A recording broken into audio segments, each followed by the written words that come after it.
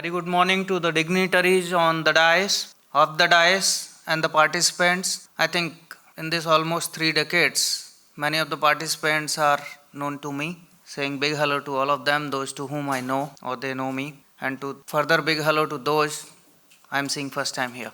Thank you, Resonance Energy, specifically Negi Saab, for giving this opportunity to speak before you. Where the stalwarts like Behoria Saab, Negi Saab, Mathur Saab is there, and other colleagues who have like decades of experience. As Negi Saab and Arnam also has pointed out, gas would be the future, but this is not Jumla. This is actual. Though I know those who are in this industry would say we have been hearing this for decades. Yes, then enablers were different. Now the situation have not changed, shifted drastically. Now people say why? The renewables has become the reality and it is for every one of us to witness it. So renewables, considering their cyclical requirement and also to supplement renewable power, we require something quick energy source. I'm just speaking in a very layman's. So what you require, something which can catch up, and that is the only gas based in. And we have seen last year when the temperatures were extreme, renewable was supplement by gas based power. And sir, that is the reason last year, though the prices were just affordable, I won't say the rock bottom, India consumed highest ever gas consumption, even much higher than what we witnessed in 2020 when the prices were even below $2. So that is the first indication I am saying the market has shifted. Yes, India being developing economy and price sensitive market, price does matter. And what Arnam was talking about, price volatility, it is now the reality. The geopolitics earlier were like wars were happening because of the energy only, if we see. Now the geopolitics of energy is not new, but gas being the fuel, it is becoming more so. And specifically the Europe, Russia, and multiple polls, considering all those factors, while gas has witnessed volatility and it is going to remain, but the degree would vary. I would say now, the 2025 end till 2030, the supply is going to be immense, and I think more than 170 million ton of new capacities are going to come online. And we have witnessed last year, out of around 406 million ton LNG consumed globally. You would say, we are India, why are you talking globally? Now, it is a one village. You are staying in one corner of the village called India. It's so interlinked market. Whatever happens, any event happen in one part of the world, it affect every one of us. Last year, Europe consumed almost 23 million ton less than the previous year. India, China and Southeast Asian countries took little more than that, and even market increased by 5 million ton, though it is too little to increase, but still market increased.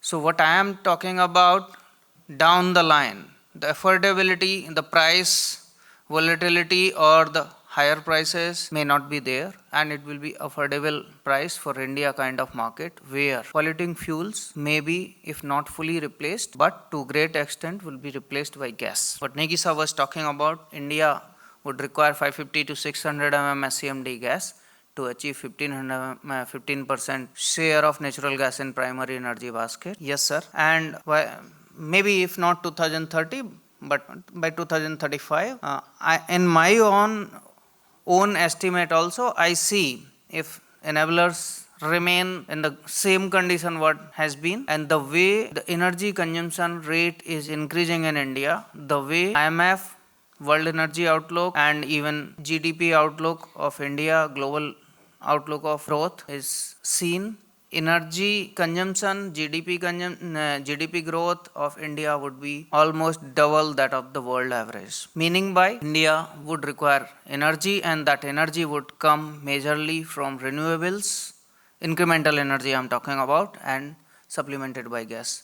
So gas would be. But while there is a challenge, domestic gas production would be constrained, and in all estimates is expected to be around 130, 135 mm SCMD, whereas the requirement will be in excess of 500 or 600 mm SCMD. The incremental requirement need to be catered by imported LNG, and to good fortune of countries like India, the market in next 5 years, when India would be in a very good growth phase, is expected to be balanced or little oversupplied, meaning by the prices would remain affordable, and India, for all of us, those who are in this room or outside in this sector, it is an opportunity for us to grow and India to grow. For that, infrastructure, what Nagisa was telling, Dahej is the only terminal running to its capacity. Other terminals are less than 30%, average less than 50%, global average around 40%.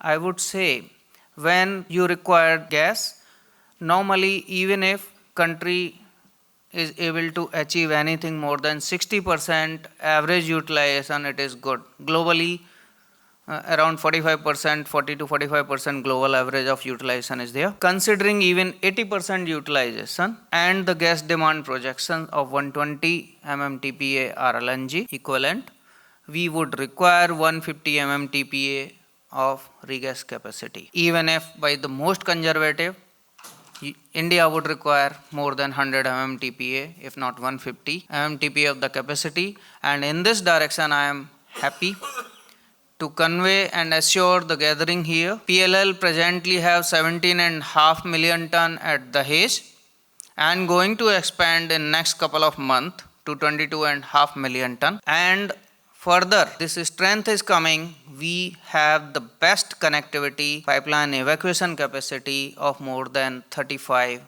million ton readily available at Dahej. Now with pipeline connectivity getting, I see Vadodkar Sahab here.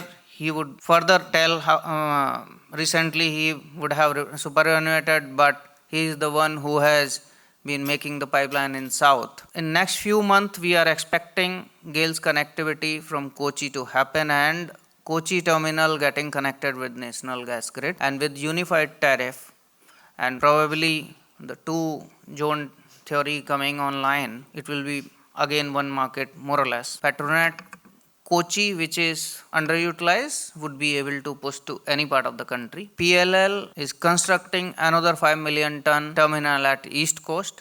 With these three terminals, we would be able to cater to almost every nook and corner of the country and very efficiently.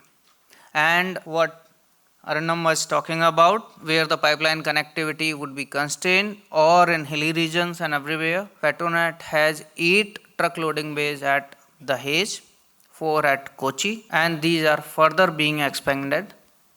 Present 14 numbers will go to 20 number very soon, and even at Gopalpur also we will be having truck loading bays. So every part of the country will be served efficiently, effectively, and from Petronet as head of the marketing, I want to assure everyone we are there to serve the growing economy and to play an important role in energy growth and country's growth. Coming, sir, just very briefly in 1 minute or so, I'll complete. The sourcing mix, our OMCs, our promoters, one of them is here, BPCL, Mr. Rahul Tandon, and of course, they are our customer also. While PLL on their strength has renewed 7.5 million ton stable contract, stable supplies, where the world was witnessing $80 per MMBTU prices, but the stable supplier Qatar continued 100% supply without defaulting or taking any price advantage or commercial advantage. Full supply of 7.5 million ton was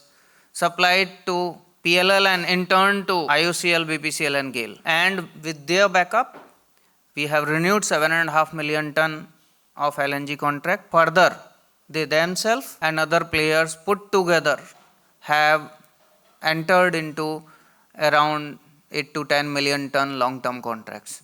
So country is progressing well towards securing the energy with minimum volatility, and today India have around 31 million ton of long-term contracts pipeline available, and growing energy requirements can be catered through spot market. And good that it is geopolitically balanced. Many of the contracts are HS linked, so now it is not one index, Brent linked, it is Brent as well as HH link, and one is index balancing, another one is geopolitical balancing. If one region goes into like geopolitical conflicts, wars, at least India's energy security to a great extent shall be maintained through different geography supplies. Anything else, I am pretty sure other speakers have highlighted, Negisav has highlighted, knowing well, and I myself has witnessed 2013-14, and now CGD has grown more than threefold. And going forward with all the enablers and CGD bidding, it is expected this threefold will become at least 5 to 6 fold. And I would say such CGD conferences or gas sourcing conferences are going to play major role in educating us, sharing our each other's idea, and learning from each other to make energy affordable, so that growing population, India having growth projection of more than 6% GDP against world average of around 3% would be sustainable. Thank you very much.